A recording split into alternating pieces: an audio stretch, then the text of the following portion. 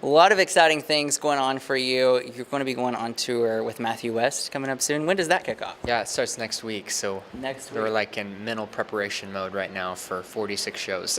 Wow. And how long does that run through? It goes through middle of May, Okay. so it's going to be a long tour, but man, we're so excited to be out with Matthew and his crew and Talkbox, who's in Diverse City crew. Yeah. So he's branching out and doing his own thing, and we're really excited to have some collaboration out on the road with those guys. Now, obviously, since your time on American Idol, things have just really been over the top for you. So, what has been like the most mind-blowing thing for you through that whole experience afterwards? Oh gosh, there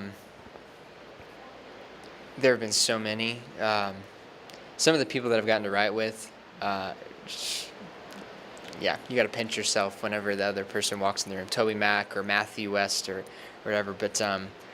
But man, I think the coolest thing is getting to share the stage with some of these bands and artists that I grew up listening to. Yeah. That's whenever I have to calm myself down and not geek out, at least not to their face. Like, what's been one of those moments where you really had to check yourself? I'm not even saying this just because we're now with the same management, but Skillet was a huge one for me growing up. And anytime we share the stage with them, I'm just like, this is so cool. I hope we don't get hit by fire while we're playing.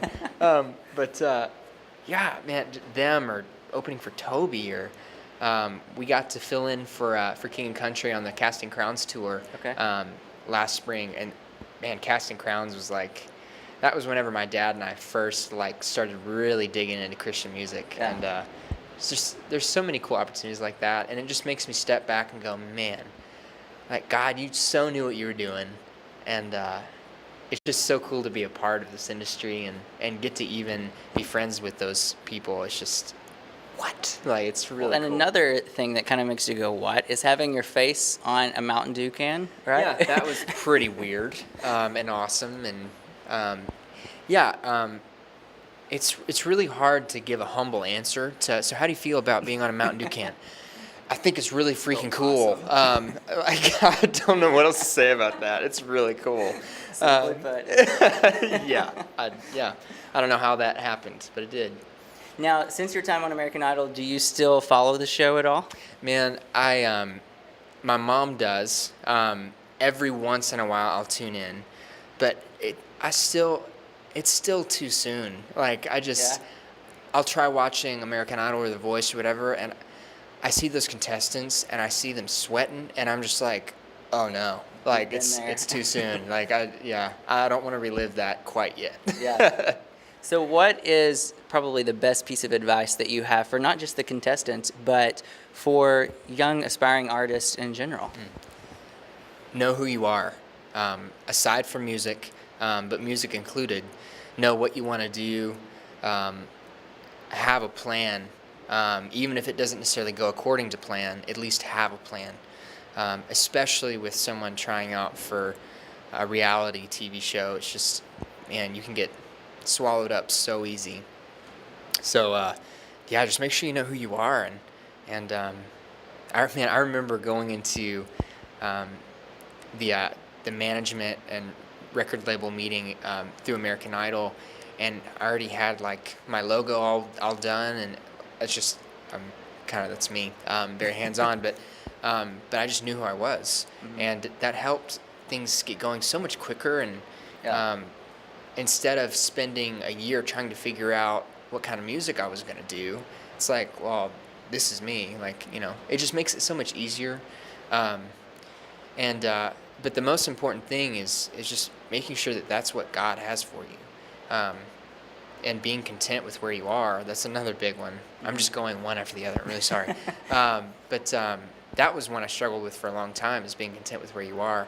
I was leading worship at the church I grew up in, and I was just constantly wanting to be on the Winter Jam stage or whatever it was, and I was missing opportunities that I had right there in my own youth group. And I realized that, and I was like, man, it's like, I'm not really making the most of it. So I would encourage you with that as well. Yeah, a lot of great advice right there. Sorry, I just really went off my spiel. Well, I know that you're going to be part of the GMA Immerse conference coming up this summer, which is for young aspiring artists in the Christian music industry. So there's a little bit of a taste of kind of what they can get at the conference, right? Absolutely. I'm going to be like Simon Cowell, so you better bring your A game. Be ready. I'm just kidding. Not at all. Now, I follow you on social media, and I saw a post recently where you were talking about one of your previous videos, that 2 years after, it's still fun to go back and read the comments. Yes, it's fun and sometimes very humbling and very scary all at the same time. What's been like one of the comments that really stood out to you? Could be a scary one, could be one of those that humbled you. Not even on that video, but I remember reading a comment for my new record called Anchor. This girl, it was kind of in a negative light, but she nailed it on the head, and it was what I was wanting to portray. She was like, man, like, I love the music on this record. I think it's really great, but the lyrical content is just like, it's all coming from a place to where, like a drifting kind of like place where she didn't feel like it was, I guess, the connection to God was like as prominent than it was in the first record. Mm-hmm. And I was like, you got it. That's it. Like, that's what was going, that was what was happening to me during that course of my life. Is like, I hate that you can't relate to it, but there are a lot of people who can, you know? I just thought it was really cool that she nailed it on a head.